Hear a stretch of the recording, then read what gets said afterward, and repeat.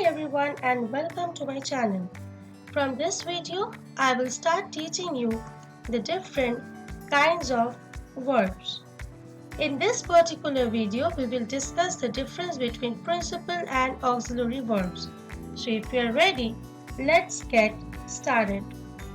First, let's recall what verbs tells us about. First, it tells what a person or a thing does.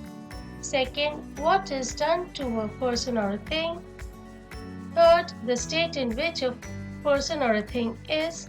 Fourth, what a person or a thing is, like the current situation or mood.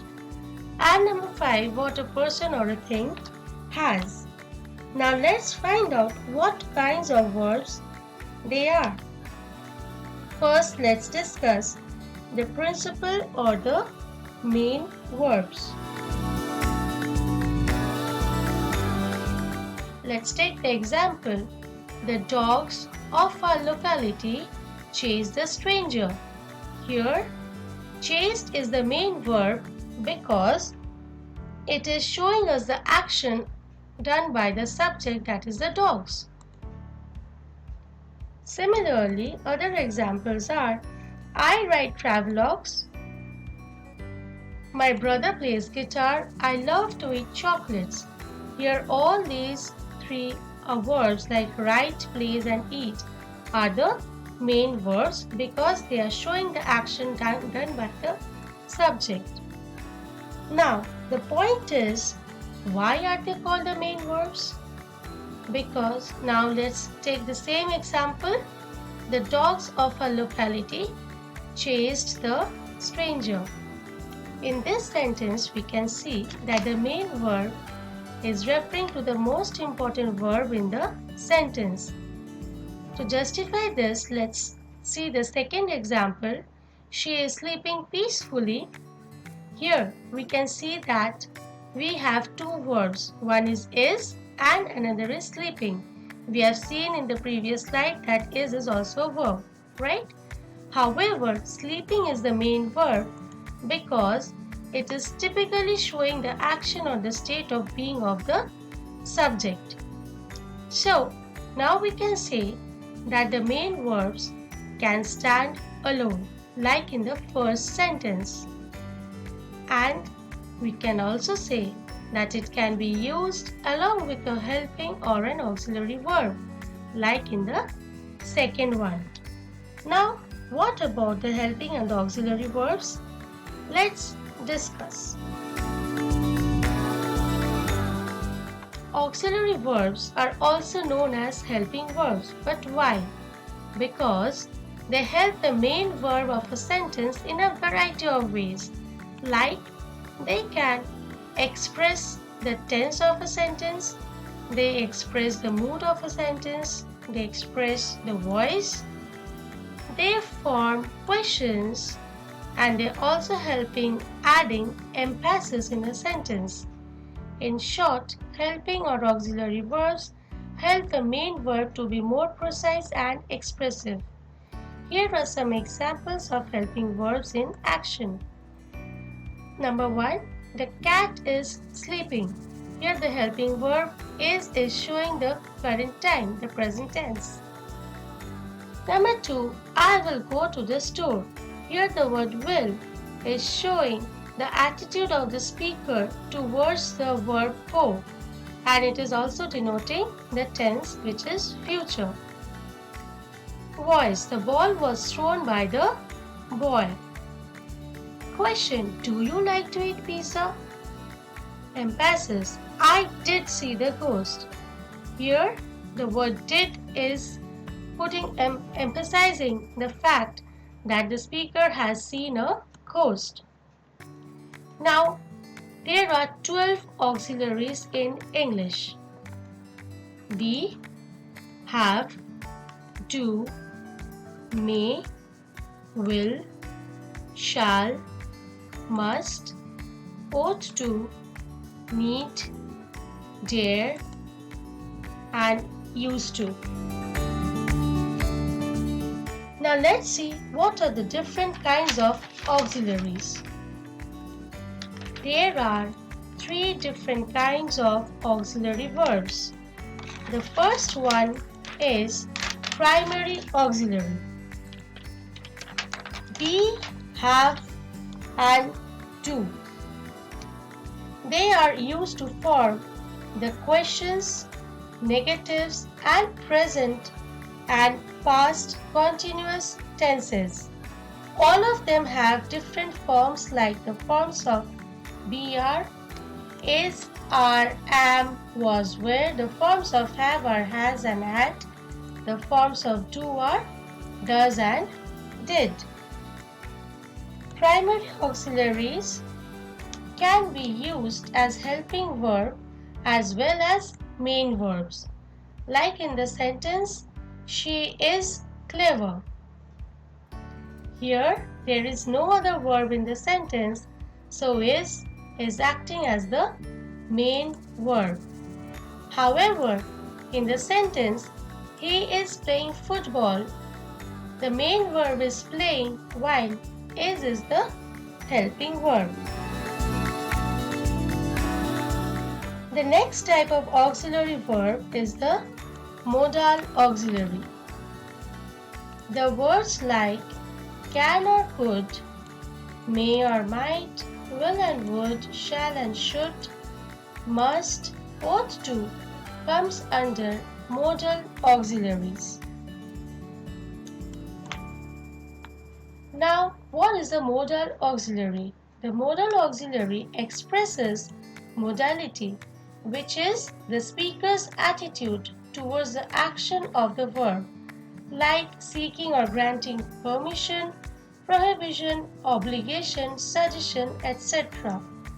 Like in the sentence, Priya should consult a physician. Here the main verb is consult. However, the auxiliary verb should is expressing a suggestion. The next one, may I come in? Here, come is the main verb, while the auxiliary verb may is seeking permission. In the next sentence, you can leave early today. Leave is the main verb, while can is granting permission. Now it's time for dare, need, and used to. These three comes under the category of semi-modals. But what makes them distinct as semi-modals? Semi-modals behave partly like a main verb and partly like a modal auxiliary. Need I wait for you?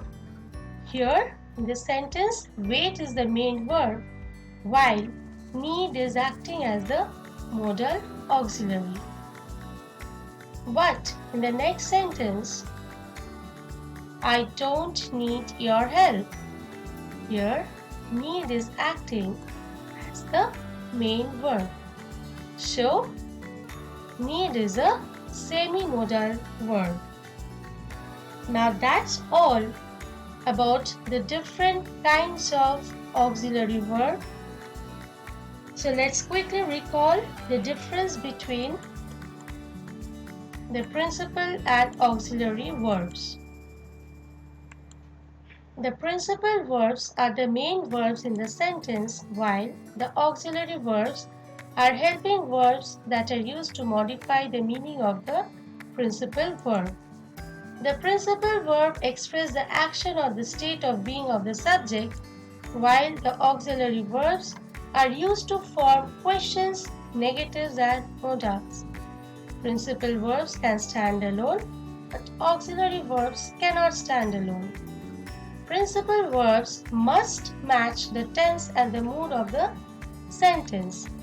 However, the auxiliary verbs helps us to form phrases and create the correct tense.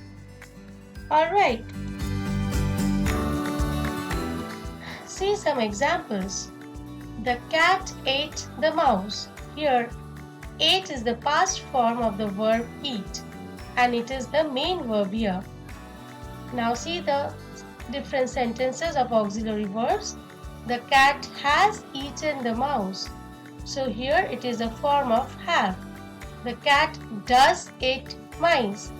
It is a form of the primary auxiliary do. The cat can eat mice. Modal auxiliary can is showing the ability. Dare the cat eat the mice? Or the cat dare to eat the mice. Here, in the first case, dare is acting as a modal. However, in the next one here, the cat dared to eat the mice, dared is a main verb. So, here dare is a semi-modal verb. Alright, so now I am sure you have got a clarity about the principal and auxiliary verbs. However, I need to ensure that you don't commit any of the common mistakes while using them. So let's quickly go through the common mistakes and ensure we are correct all the time.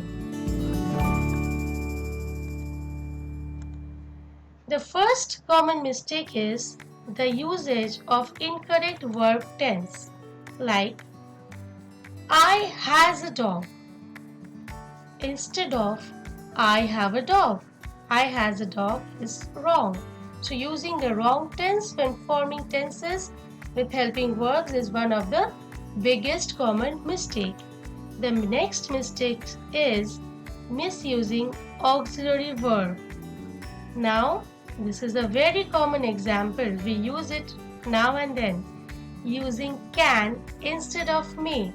Can expresses ability while may expresses permission. We say, can I come in? Which is wrong. Instead, we should say, may I come in? Then, another mistake is omitting auxiliaries.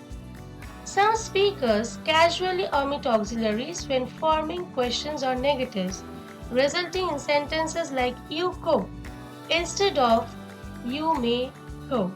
So these are the major mistakes. I hope this video has helped you understand the difference between principal and auxiliary verbs and how to use them correctly. If you want to learn more about the uses of different auxiliaries or need a worksheet or two, please feel free to email at shabnamg.official@gmail.com and be sure to subscribe to my channel. Thanks for watching. Take care.